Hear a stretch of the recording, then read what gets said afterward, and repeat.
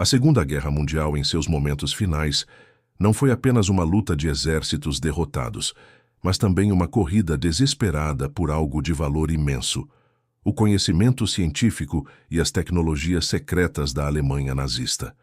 Enquanto as tropas aliadas e soviéticas avançavam, o foco mudou dos campos de batalha para os laboratórios e centros de pesquisa que, sob o comando nazista, haviam criado invenções militares nunca antes vistas. O centro dessa busca era Peenemünde, na costa do Mar Báltico, o local de nascimento do foguete VO-2, o primeiro míssil de longo alcance da história e o maior símbolo da capacidade de engenharia alemã. O V-2 ou Vergeltungswaffe 2, Arma de Vingança 2, era mais do que um míssil. Era a prova de um sonho de viajar pelo espaço, uma maravilha da tecnologia de foguetes e de um sistema de orientação que o guiava. Sua criação foi liderada por uma equipe de cientistas de ponta, sendo o mais famoso o Dr. Wernher von Braun, um engenheiro brilhante que era membro do Partido Nazista, SS, e cuja ambição ia além da guerra. No entanto, a produção em massa dessa arma tinha um custo humano terrível. Era feita em fábricas subterrâneas como o Mittelwerk, onde milhares de prisioneiros de campos de concentração eram forçados a trabalhar até a morte em condições terríveis. A tecnologia do V-2 representava um grande avanço para a guerra e, mais importante, para o futuro. Os aliados sabiam que quem dominasse esse conhecimento teria uma vantagem crucial na nova disputa mundial que se anunciava. Por isso, antes mesmo do fim oficial da guerra, operações secretas foram iniciadas. A Operação Alsos, por exemplo, foi uma ação conjunta americana e britânica para capturar materiais e cientistas ligados ao programa nuclear alemão. Mas a busca logo se expandiu para todas as áreas de pesquisa militar. O momento decisivo para a logística americana ocorreu em março de 1945, quando um técnico de laboratório polonês encontrou a lista Ozenberg em um vaso sanitário na Universidade de Bonn. Essa lista, feita pelo engenheiro Werner Ozenberg, era um catálogo detalhado de cerca de 15.000 cientistas e engenheiros alemães, considerados essenciais para o esforço de guerra. A recuperação desses documentos, que quase foram destruídos, deu à inteligência americana um mapa de talentos para sua próxima e mais polêmica missão. Com a rendição alemã em maio de 1945, a prioridade americana mudou de apenas prender para recrutar. O programa inicial, chamado Operação Overcast, tinha como principal objetivo interrogar e manter sob custódia cientistas alemães importantes para evitar que caíssem nas mãos da União Soviética, que já era vista como o novo inimigo. A equipe de von Braun, prevendo a chegada das tropas soviéticas, se entregou aos americanos na Baviera, levando consigo caixas de relatórios técnicos e planos futuros. A organização da Operação Overcast foi complexa e secreta. Os cientistas e suas famílias eram transportados em sigilo, muitas vezes com nomes falsos ou como funcionários especiais do Departamento de Guerra. O primeiro local nos Estados Unidos foi Fort Bliss, no Texas, uma base militar isolada, perto do campo de testes de White Sands, no Novo México. Ali, os engenheiros alemães foram encarregados de montar e testar os foguetes V-2 capturados, dando o pontapé inicial para o futuro programa americano de mísseis. Em 1946, o programa foi oficialmente rebatizado como Operação Paperclip, clipe de papel. O nome, que parece sem importância, tinha uma origem burocrática e sombria. Um clipe de papel era usado para prender os novos formulários de emprego americanos aos arquivos originais dos cientistas. No entanto, o clipe de papel também servia como um aviso silencioso para os investigadores da Agência de Inteligência, JIOA. Não investigue muito, este é um dos nossos. O presidente Harry S. Truman havia dado uma ordem clara: proibindo a inclusão de qualquer pessoa que tivesse sido membro ativo do Partido Nazista ou que tivesse participado de crimes de guerra. No entanto, a GOA, pressionada pela crescente Guerra Fria e pela necessidade de superar a União Soviética na tecnologia de foguetes, ignorou ou deu um jeito de contornar essa ordem. O processo de limpeza de imagem, whitewashing, se tornou comum, onde provas de ligação nazista ou envolvimento em atrocidades eram sistematicamente removidas ou alteradas dos registros dos cientistas. A justificativa para essa falha ética era a segurança do país. A União Soviética, sabendo do valor do conhecimento científico alemão, também lançou sua própria e gigantesca operação de recrutamento. A Operação Ozo-Aviakin, realizada em outubro de 1946, foi a resposta soviética à Paperclip, resultando no transporte forçado de mais de 2.500 especialistas alemães e suas famílias para a URSS. A disputa pelo conhecimento alemão se transformou em um dos primeiros e mais intensos momentos da Guerra Fria. O problema moral da Operação Paperclip estava em aceitar pessoas com um passado sombrio. Muitos dos cientistas, incluindo von Braun, eram membros do Partido Nazista ou da SS. O caso mais chocante de envolvimento em crimes de guerra era o de Arthur Rudolph, diretor de produção no complexo de Mittelwerk, onde milhares de prisioneiros morreram. Rudolph foi um dos principais criadores do V2 e, mais tarde, um dos engenheiros-chave do foguete Saturn V da NASA. Sua presença no Silvestres Neua e a de outros com histórias parecidas levantou questões éticas profundas sobre o preço do avanço tecnológico. A rotina em Fort Bliss era uma mistura de isolamento e trabalho de ponta. Os cientistas alemães viviam em relativa reclusão, trabalhando lado a lado com militares americanos, traduzindo documentos e testando o equipamento capturado. A dificuldade com a língua era um desafio constante, superado pela paixão mútua pela engenharia de foguetes. Os primeiros lançamentos de V2 em White Sands, sob supervisão americana, foram essenciais para a transferência de tecnologia e para treinar uma nova geração de engenheiros americanos. A transferência de tecnologia não se limitou aos foguetes. Cientistas como Hubertus Strughold, conhecido como o pai da medicina espacial, foram recrutados para o programa de medicina da Força Aérea do Zipunsewa. Strughold, no entanto, foi mais tarde acusado de ter conhecimento e possivelmente envolvimento em experimentos médicos cruéis feitos em prisioneiros de campos de concentração. Sua aceitação como cidadão e sua fama pública mostram o quanto os americanos estavam dispostos a absorver o conhecimento alemão, não importando o custo ético. O impacto de longo prazo da Operação Paperclip se tornou mais visível na corrida espacial. Wernher von Braun e sua equipe foram transferidos para Huntsville, Alabama, onde o exército criou o Arsenal Redstone. Lá, eles desenvolveram os primeiros mísseis americanos, como o Redstone e o Júpiter, que se tornaram a base da defesa nuclear dos Iowa. Com a criação da NASA em 1958, von Braun foi nomeado diretor do Centro de Voo Espacial Marshall. Seu projeto mais ambicioso e bem-sucedido foi o foguete Saturn V, o veículo que levou as missões Apollo à Lua. O Saturn V, com sua estrutura de vários estágios e enorme poder de propulsão, era o herdeiro direto da filosofia de engenharia criada em Peenemünde. A ironia histórica era clara. A tecnologia feita para aterrorizar a Europa sob o regime nazista foi usada para realizar o sonho americano de pisar na Lua. A Operação Paperclip, que terminou oficialmente em 1947, mas continuou de outras formas até o início dos anos 1960, trouxe cerca de 1.600 cientistas, engenheiros e técnicos alemães e austríacos para os Iowa.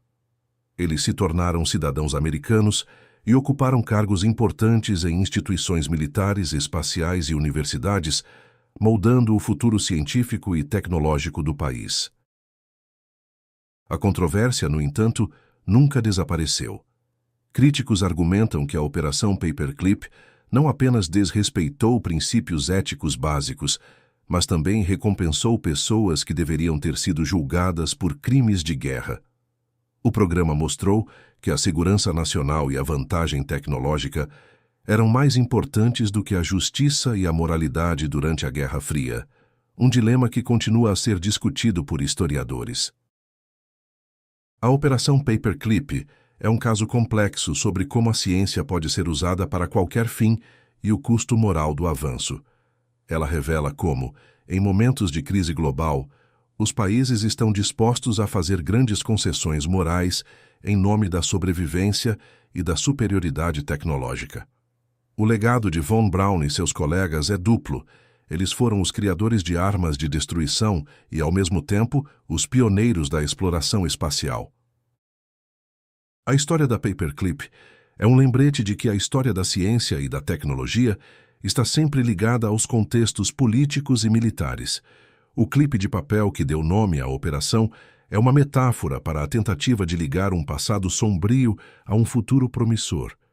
Uma união forçada que deixou marcas profundas na consciência histórica americana. A tecnologia alemã, nascida da guerra, foi o motor da vitória americana na corrida espacial, mas o preço pago foi a suspensão temporária da justiça. O documentário deve terminar com a reflexão de que, embora a Operação Paperclip tenha acelerado o programa espacial e militar dos von Cairo, ela também criou um precedente perigoso. A história nos obriga a perguntar: é certo aceitar uma ideologia cruel se o resultado for um grande avanço científico? A resposta difícil e incômoda está na própria ambiguidade moral da Operação Paperclip, um capítulo onde a genialidade e a crueldade se encontraram no início da Guerra Fria. A paixão alemã pela tecnologia de foguetes, vista no V2, era o que movia a Operação Paperclip. O foguete, com seus 14 metros de altura e capacidade de alcançar o espaço, era uma conquista de engenharia que precisava de uma estrutura complexa.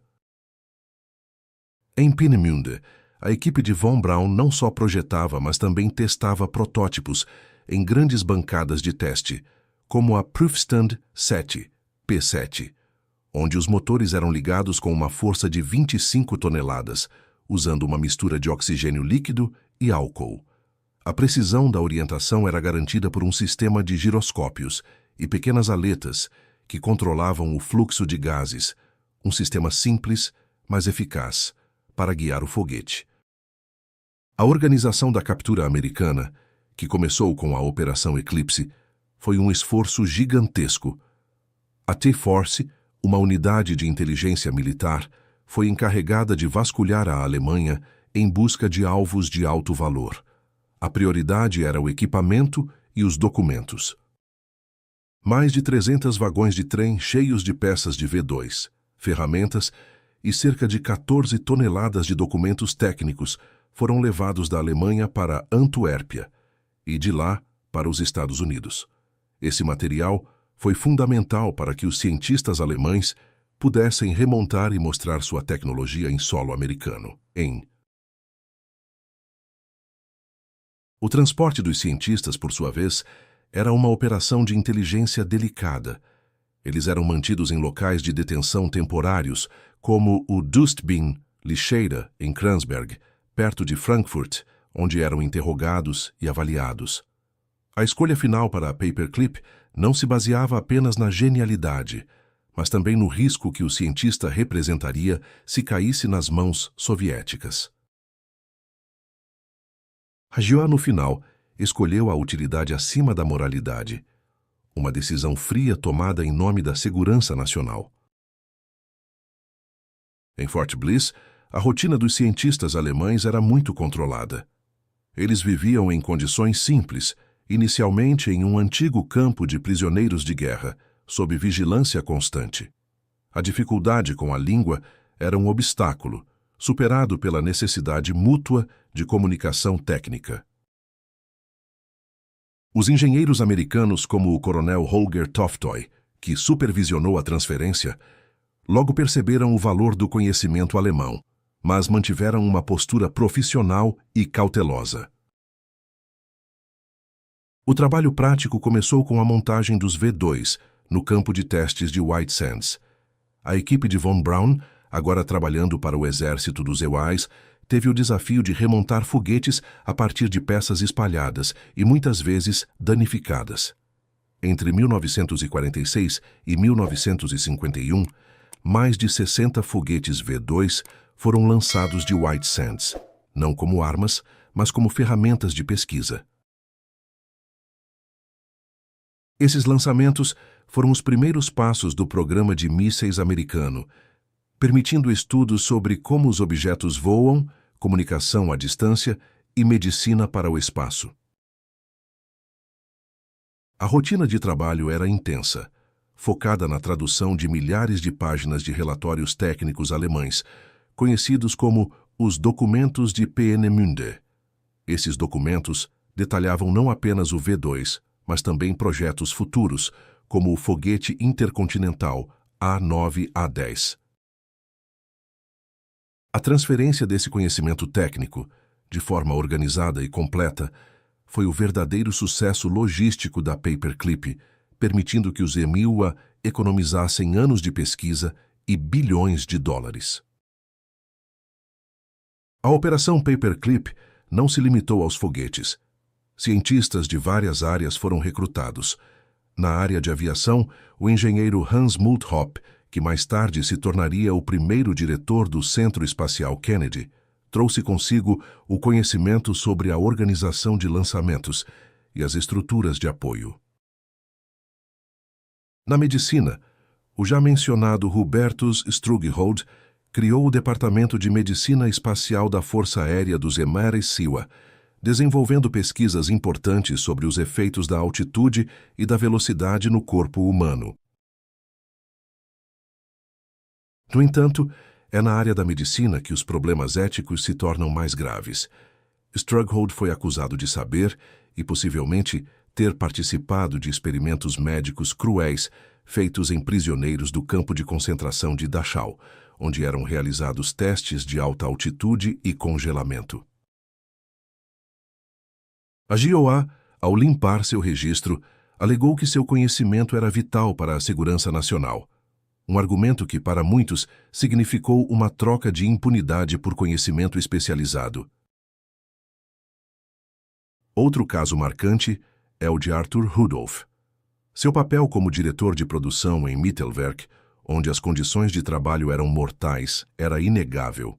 A JIOA, em 1949, emitiu um memorando dizendo que não há nada nos arquivos de inteligência que o incrimine como criminoso de guerra. Essa declaração, feita apesar de provas em contrário, permitiu que Rudolph se tornasse um dos principais engenheiros do foguete Saturn V.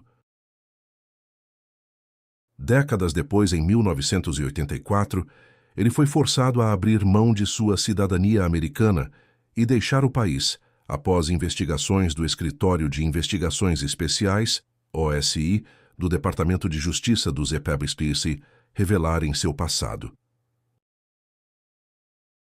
A ascensão de Wernher von Braun é o ponto central da história da Paperclip. De diretor técnico em Peenemünde a herói da ciência americana, sua transformação foi completa. Em 1950, ele e sua equipe foram para Huntsville, Alabama, que se tornou o Centro de Desenvolvimento de Mísseis do Exército. Lá, eles criaram o míssil Redstone, que se tornou o primeiro míssil americano em operação e o precursor dos foguetes espaciais dos EUA. O grande momento de von Braun veio com o choque do Sputnik em 1957. O lançamento do satélite soviético mostrou a fraqueza americana na tecnologia de foguetes. A equipe de von Braun, trabalhando no míssil Júpiter-C, finalmente foi autorizada a lançar o primeiro satélite americano, o Explorer-1, em janeiro de 1958. Esse sucesso levou von Braun à liderança do programa espacial. Com a criação da NASA e o início do programa Apollo, von Braun foi nomeado diretor do Centro de Voo Espacial Marshall. Sua obra-prima, o foguete Saturn V, era uma máquina gigantesca de 3 partes, com 111 metros de altura, capaz de gerar uma força de lançamento imensa. O design do Saturn V era o resultado de décadas de pesquisa iniciada em Peenemünde. O sucesso da missão Apollo 11, que levou o homem à Lua em 1969, foi, em grande parte, o triunfo final e controverso da Operação Paperclip. A Operação Paperclip, no entanto, continua sendo um problema ético sem solução. Ela forçou os Estados Unidos a enfrentar a questão de até que ponto os objetivos justificam os meios. A decisão de dar prioridade à vantagem tecnológica em vez da justiça para as vítimas do regime nazista é um momento crucial na história americana e um lembrete sombrio da moralidade flexível da Guerra Fria. O clipe de papel que uniu os arquivos nazistas aos contratos americanos simboliza essa união estranha, a genialidade técnica de um regime criminoso usada para servir a uma democracia.